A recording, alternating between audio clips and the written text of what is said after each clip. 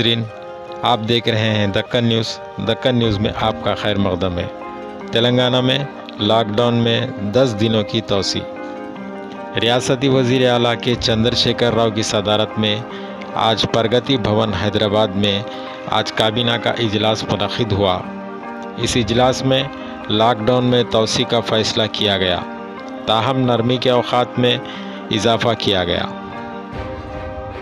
नरमी के औक़ात सुबह 6 बजे से शाम 6 बजे तक रहेंगे। इसके बाद लॉकडाउन पर सख्ती से अमलवारी की जाएगी। इस इजलास में